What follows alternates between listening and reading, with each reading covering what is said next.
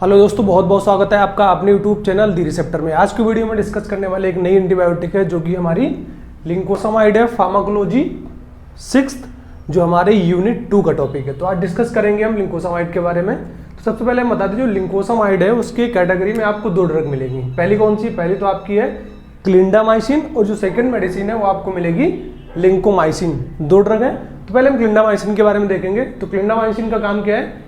Inhibit most gram positive cocci. ठीक है, ये आपको याद रखना पड़ेगा।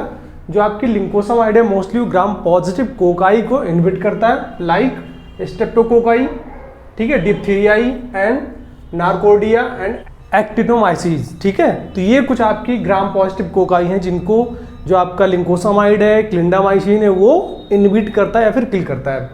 अब थोड़ा सा हम देखेंगे फार्माकोकाइनेटिक की तरफ। क्लिंडामाइसिन का फार्माकोकाइनेटिक प्रोफाइल क्या है? अब इसमें दिया हुआ है ओरल एब्जॉर्प्शन इज गुड। हाँ, अगर आप क्लिंडामाइसिन को ओरल दे रहे हो तो इसका एब्जॉर्प्शन बहुत अच्छा है, जीआईटी में डिग्रेडेशन बहुत ज़्यादा नहीं होता है। अब सेकंड हमारा पॉइंट क्या है? Penetrates skeletal and soft tissue. जब भी हम क्लिंडामाइसिन को ओरल देते हैं तो वो सॉफ्ट टिश्यू और जो आपका स्केलेटल मसल है वहाँ तक पहुँच जाती है, रिटेन कर जाती है। नेक्स्ट हमारा पॉइंट क्या है? नेक्स्ट हमारा है no penetrate brain and CSF। Important point है, मतलब इसकी जो आपकी क्लिंडामाइसिन की कैटेगरी वो लिपिड सॉल्युबल नहीं है या फिर लीस्ट है, जिसकी वजह से आपका clindamycin brain and spinal cord तक नहीं पहुंच पाता है। अगर कोई ड्रग ब्रेन और स्पाइनल कॉर्ड तक नहीं पहुंच पाएगी तो न्यूरोलॉजिकल यूज नहीं हो सकती, न्यूरोलॉजी में वो दवा नहीं दी जा सकती है। ठीक है, अब इसके बाद का जो पॉइंट हमारे पास वो है टी हाफ। ठीक है, हाफ लाइफ, जिसका half life nearly 3 hours. I hope आपको टी हाफ के बारे में पता होगा। अगर आपको नहीं पता है तो हम बहुत जल्द आपका टी हाफ की वीडियो शूट कर देंगे, तो आपको वहाँ से एग्जैक्टली पता लग जाएगा। लेकिन आपने फार्माकोलॉजी फर्स्ट में भी टी हाफ के बारे में पढ़ा होगा, तो वहाँ से आप थोड़ा सा कोरिलेट कर लीजिए। अब बात करेंगे, बहुत इंपॉर्टेंट है, मैकेनिज्म ऑफ एक्शन। ठीक है, अब इसमें हम देखेंगे जो हमारा मैकेनिज्म ऑफ एक्शन है वो चाहे आपकी क्लिंडामाइसिन हो चाहे आपकी हो लिंकोमाइसिन। ठीक है, जो मैकेनिज्म ऑफ एक्शन है वो सेम है, तो ध्यान से आपको समझना है। अब आपका जो मैकेनिज्म ऑफ एक्शन है थोड़ा सा आप समझ लीजिए।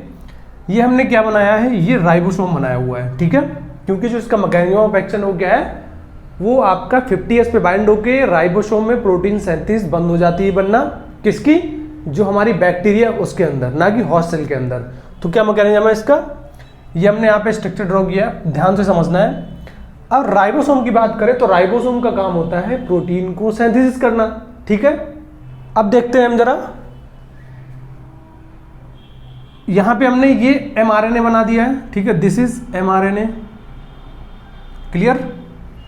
और ये जो ऊपर का पार्ट है ये हमने बना दिया है 50S राइबोसोम, क्लियर। और जो नीचे हमने बनाया हुआ है वो बनाया हुआ है 30S राइबोसोम।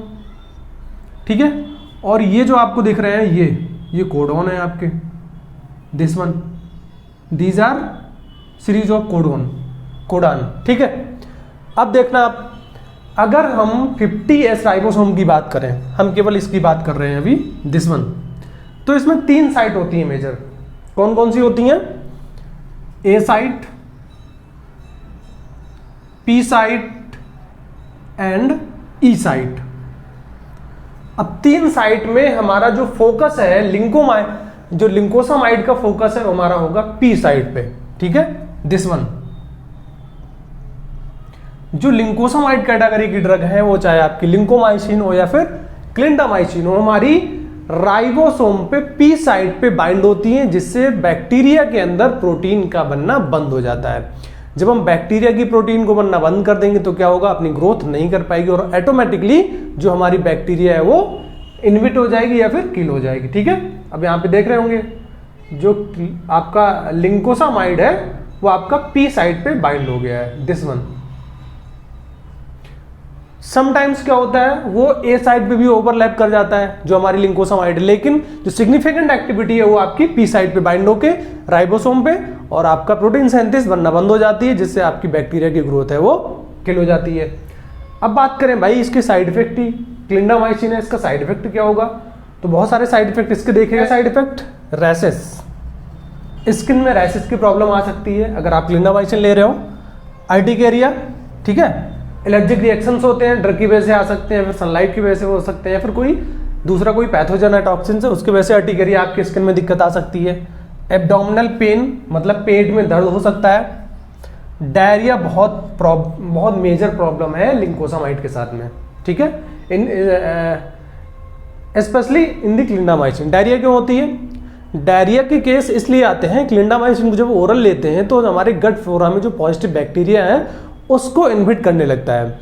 इनहिबिट करने लगता है तो जो हमारा जीआईटी का एनवायरनमेंट वो चेंज होता रहता है, स्टमक का और इंटेस्टाइन का एनवायरनमेंट चेंज होता रहता है, जिसकी वजह से डायरिया की प्रॉब्लम आ जाती है। हाँ, अगर हम एंटीबायोटिक के साथ कोई प्रोबायोटिक लगा दें, प्रीबायोटिक लगा दें, तो काफ़ी हद तक हम डायरिया से छुटकारा पा सकते हैं। उस केस में हम डायरिया को मास्क कर सकते हैं। इसके अलावा सुपर इन्फेक्शन है। सुपर इन्फेक्शन का मतलब होता है जिस डिजीज के लिए हम ट्रीटमेंट कर रहे हैं वो तो चल ही रहा है, उसके अलावा दूसरी डिजीज आती है उस ड्रग की वजह से, उसको बोलते हैं हम सुपर इन्फेक्शंस। लाइक आपका क्लिंडामाइसिन है, आपने किसी डिजीज को ट्रीट करने के लिए दे रहे हो ओरल, और उससे क्या हो गया? सुपर इन्फेक्शन हो गया, इम्यूनिटी कम हो गई, उसकी डायरिया हो गया, ठीक है, इलेक्ट्रोलाइट इम्बैलेंस हो गया। तो these are super infection caused by clindamycin और लिंकोसामाइड। अब इसके अलावा neuromuscular blocker, this is well known neuromuscular blocker. इसकी एक्टिविटी नहीं है, ये इसका साइड इफेक्ट है। अब बहुत दिक्कत है, अगर हम न्यूरोमस्कुलर जंक्शन को ब्लॉक कर देंगे तो क्या होगा? न्यूरोनल कम्युनिकेशन नहीं होगा। लाइक पैरालिसिस केस में ही होता है, अगर हम न्यूरॉन्स का कम्युनिकेशन ट्रांसमिशन बंद कर दें तो क्या होगा? सिग्नल ट्रांसमिट नहीं हो पाएंगे, तो बहुत दिक्कत आ जाएगी, ठीक है। अगर बात करें यूजेज की, जो क्लिंडामाइसिन है उसका यूज कहाँ कहाँ पे है, तो क्लिंडामाइसिन का बहुत अच्छा यूज है टॉपिकल में। एक्ने मतलब जो पिंपल्स हैं, एक्ने वल्गैरिस, अगर आपने देखा होगा मार्केट में बहुत सारे प्रोडक्ट आते हैं जिसमें क्लिंडामाइसिन टॉपिकल दिया होता है। निमोनिया के केस में देते हैं हम प्रीमाक्यून के साथ, निमोनिया के केस में हम देते हैं क्लिंडामाइसिन। HIV के केस में हम देते हैं पैरीमेथामाइन प्लस क्लिंडामाइसिन का यूज करते हैं।